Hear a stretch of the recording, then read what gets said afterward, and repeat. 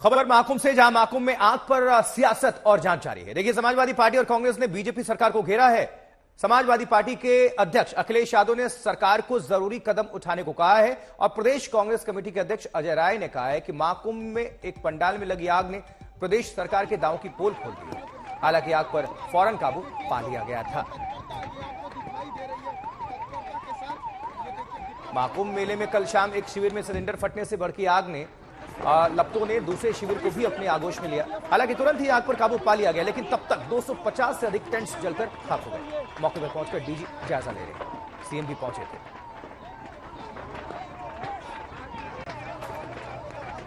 आग लग गई, कई सिलेंडर फट गए हैं।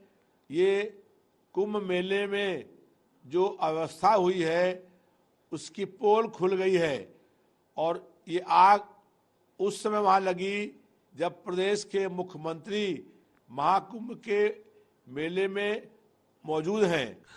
केवल दिखावटी दिखाकर और फूल बरसाकर जो मार्केटिंग हो रही है, मैं समझता हूँ वो सब चीजें ठीक तरीके से व्यवस्थित नहीं है। निश्चित तौर से इसकी समीक्षा करनी चाहिए और आगे, क्योंकि अभी काफी बड़ा स्नान अभी मौनी अमावस्या का आ रहा है और अभी आगे महाशिवरात्रि का है, तो ये सारी चीजों विशेष ध्यान देना चाहिए। चौकस पूरी व्यवस्था करनी चाहिए। इनकी व्यवस्था केवल दिखावटी है। गीता प्रेस के कैंप में शिविर में 3 सिलेंडर फटने से आग लगी है। 4:08 पर बताया जा रहा है कि आग लगने की सूचना मिली और 4:11 पर फायर टेंडर फायर सर्विस यहाँ पहुँच गई थी। अगले 20-25 मिनट में आग पे काबू पा लिया गया था। अच्छी बात यह है, सबसे अच्छी बात यह है कि माँ गंगा जमुना के आशीर्वाद से, साधु संतों के आशीर्वाद से कोई जानहानि नहीं हुई है। लगभग 100 लोग उन शिविरों में थे, ऐसा बताया जा रहा है। कोई जानहानि नहीं हुई है। सीधे आपको ग्राउंड पर लिए चलते समर्थ हमारे साथ, हमारे सहयोगी इस वक्त प्रयागराज में मौजूद हैं। समर्थ, कल की हमने सारी तस्वीरें देखी, लेकिन बड़ा सवाल अब जिस पर जांच हो रही है कि आखिरकार ये आग लगी कैसे। बहुत सारी बातें हो रही हैं, कुछ लोग ये भी कह रहे हैं कि बाहर से आग फेंकी गई। क्या है खबरों की सच्चाई?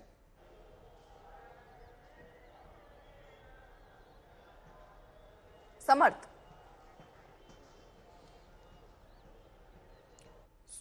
तक शायद हमारी आवाज पहुंच नहीं पा रही है। हम दोबारा कोशिश करेंगे, समर्थ के पास लिए चलेंगे, वहां से और तस्वीरें और जो अभी अपडेट है उसके लिए चलेंगे। और यही सवाल अर्पिता संजय शर्मा जी से ले लेते हैं, जुड़ चुके हैं संजय जी। बिल्कुल संजय, जिस तरह से ये पूरी घटनाक्रम सामने आया है, कई तरीके की अब बातें कही जा रही हैं कैसे आग लगी उसको लेकर। कुछ लोग ये कह रहे हैं कि बाहर से आग फेंकी गई। तफ्तीश में अभी तक क्या साफ हो पाया है?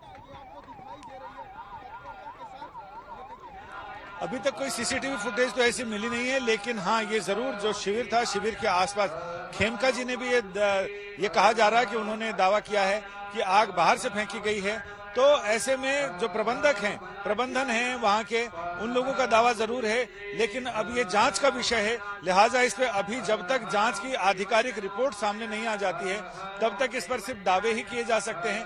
और उसमें जब तमाम सीसीटीवी फुटेज खंगालने के बाद और बाकी अन्य जांच की गहराई में जाने के बाद जब देखा जाएगा तब पता चलेगा कि आखिर आग लगने का कारण क्या है।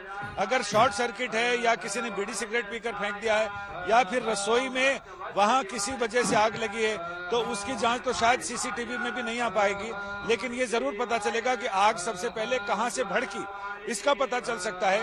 तो ये भी जांच का विषय है, प्रशासन को जांच करने दिया जाए।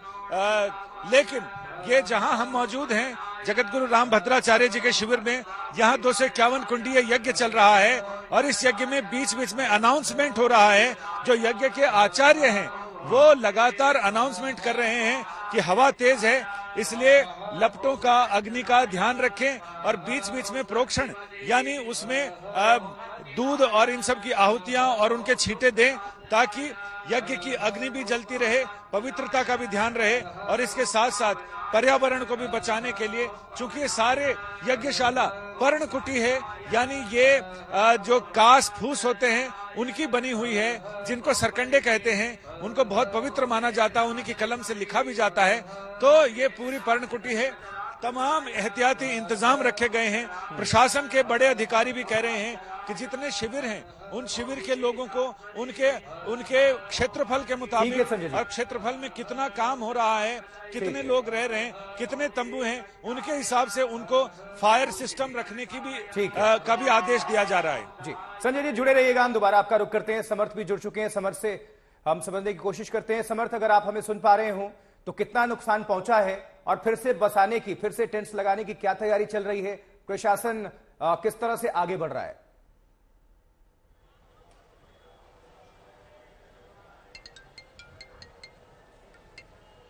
हेलो समर्थ, आप हमें सुन पा रहे हैं?